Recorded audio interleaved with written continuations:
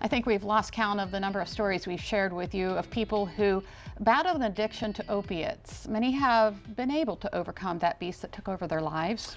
But for many others, they were not able to break free. So until this epidemic is a thing of the past, we're going to continue to focus on resources that can help those affected find freedom.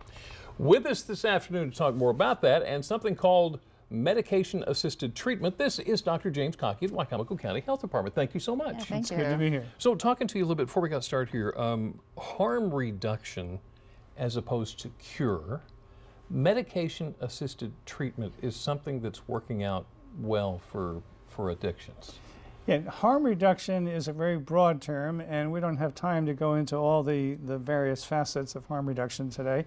We are going to focus on medication-assisted treatment, which is the most, at least for opioid addiction, the most proven effective treatment. Many would say the only broadly proven effective treatment for opioid addiction. Okay. So I know a lot of people, when they hear medication, they think, how could you solve a problem by adding more medication? It seems counterintuitive.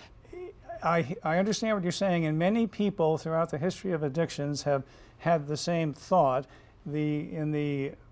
Professionals in the addiction treatment world for the last several decades no longer subscribe to that thought, although many non-addictions medical professionals still do. The current notion of addiction is disease of the brain, of deep parts of the brain that are too complicated to get into here.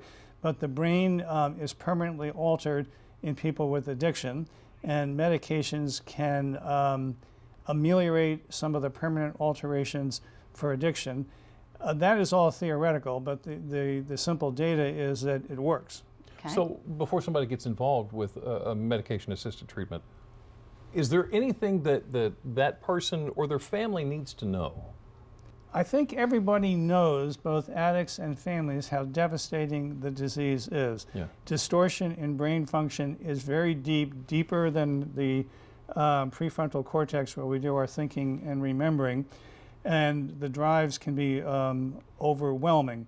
I suppose what they ought to know is that there is help available and medications are highly effective.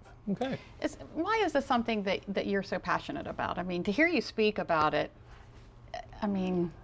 Well, there's a lot of people dying. For the last 20 years, we've had an extraordinary epidemic of opioid addiction, of ruined lives, of deaths, often of relatively young people. And we have treatment that is effective. And it makes no sense not to take advantage of that when people can return to productive lives, be with their families. Do you think that we will ever see a world where addictions are going down instead of up? Or is this just the nature of the beast? Well, human beings have always had addictions, depending on what is available. Alcohol has been the primary one that's available for most of the world. In the Middle East and South Asia, where opioids were available, there's always been addictions there. I think there will always be addictions. The nature of epidemiologically of epidemics is that they always peak and eventually go down. Mm-hmm. That hasn't been happening yet. I suspect it will happen, and I think it's our duty in the meanwhile to do everything we can to interdict illicit drugs, to legislate appropriate use of legal but addictive, potentially addictive drugs, and to offer treatment as broadly as we can. That's very interesting.